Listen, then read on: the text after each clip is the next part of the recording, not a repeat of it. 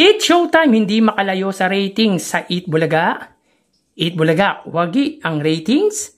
Yan ang pag-uusapan natin ngayong araw po ng linggo, March 2. Pero bago yan at bago natin umpisa na ang continuation ng online viewership ng It's Showtime at Eat Bulaga para sa kahapong episode, ay humihiling ako na pakisubscribe ang aking YouTube channel.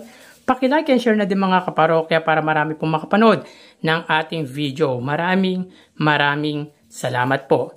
Anyway mga kaparokya, bago natin ibahagi ang ratings, gusto ko lang pong i-review sa inyo yung ratings ng It's Showtime at Eat Bulaga. Ito yung bago maging noontime show ng GMA ang It's Showtime. Ito ay kuha last March 19, 2024. So makikita dito na ang It's Showtime po ay may 3.4% at ang Eat Bulaga naman po ay may 3.8%.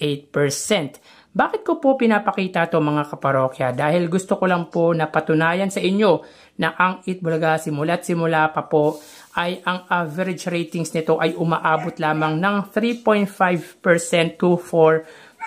Samantalang ang It's Showtime nung nasa GTV pa lang ay hirap na manalo sa Eat Bulaga pagdating sa ratings. That time mga kaparokya, ang TV stations ng It's Showtime ay GTV, A2Z at Kapamilya Channel. So pumalo lang ang ratings ng It's Showtime nung time na nasa GMA na sila noong April 6, 2024. Yung nag-move na po sila as main noontime show ng GMA network. So pinapakita lang dito na advantage talaga ang It's Showtime when it comes sa ratings dahil sa lawak ng naaabot ng TV stations ng Kapuso at mas malakas di hamak ang signal nito kesa sa TV5. Kaya po naglalagay tayo ng average ratings sa dalawang noontime shows at ratings average sa mga TV stations. So ang It's Showtime ay may 7% average ratings dahil ang GMA po ay may 6% average ratings, A2Z ay 1% at Kapamilya Channel ay 0.3%. Supposed to be ay 7.3% in total yan, pero ginawa natin na 7% partida na po yan. Sa Eat Bulaga naman po, 4% average ratings which is supposed to be ay 3.8%. Kasi 3.5 sa TV5 at 0.3 naman po sa RPTV. So partida uli yan mga kaparokya na dapat ay 3.8% ang average ratings nito pero ginawa po natin 4%. So kaya para sa akin or based on my own opinion ay fair enough na po yan pagdating sa pagbibigay ng ratings. Actually naghahanap ako ng ratings ng It's Showtime nung nasa TV5 pa lang sila kaso wala akong makita pero dati napansin ko yon at pahirapan na umabot ng 2% ang It's Showtime nung nasa TV5 pa lang sila.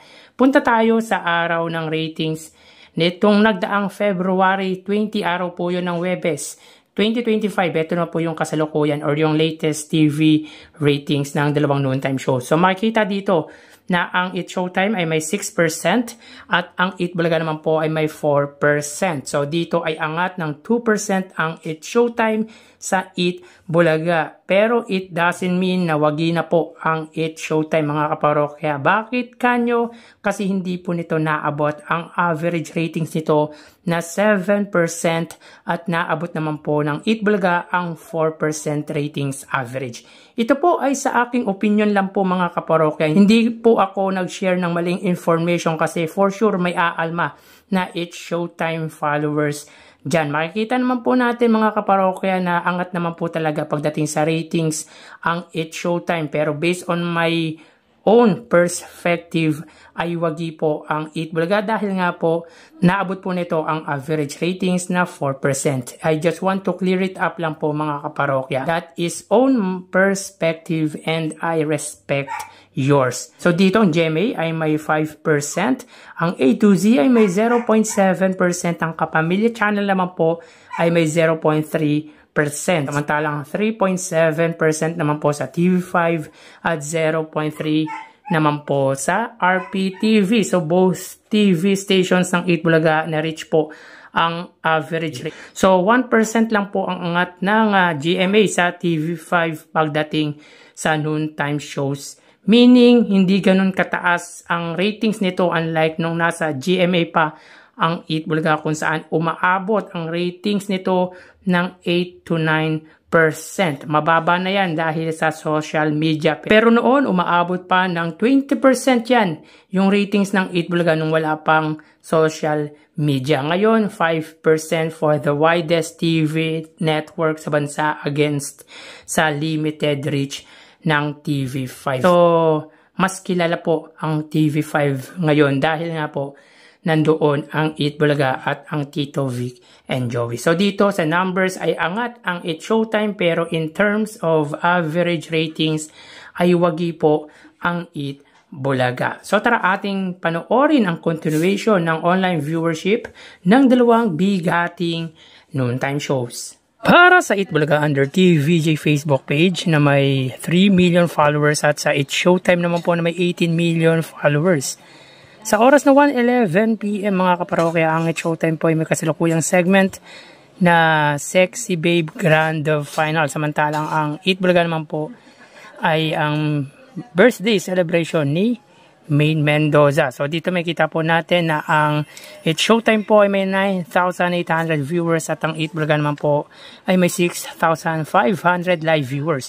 So again, sa oras na 1:11 PM, ang Eat Showtime ay may 9,800 viewers na katumbas po ng 10,000 at ang Eat Bulaga naman po ay may 6,500 live viewers. So mapunta tayo sa TV Network YouTube channel ng dalawang noontime show. Unahin po natin ang Eat Showtime under GMA Network YouTube channel na may kasalukuyang subscribers na 37.9 million.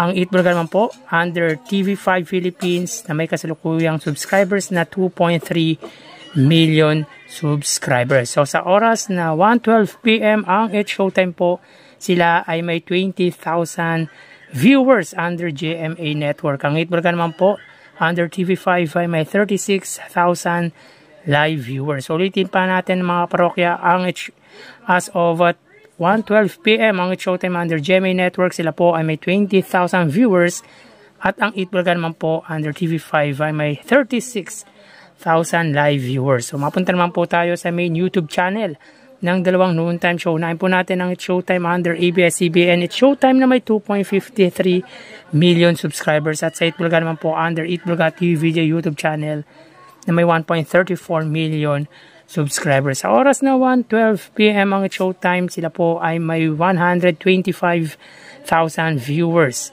Ang Eat Bulaga naman po ay may 117,000 live viewers. So again, as of 1:13 PM ang Eat Showtime, sila po ay may 125,000 viewers at ang Eat Bulaga naman po ay may 117,000 live viewers.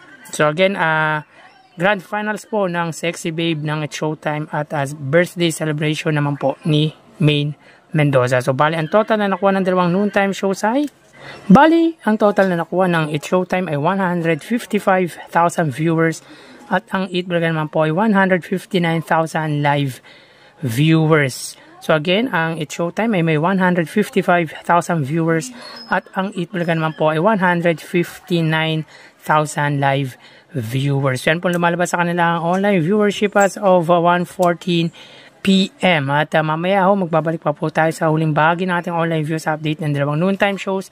Magpapaalam na po muna ako pansamantala. Magsiingat po tayo mga kaparokya. Thank you and God bless.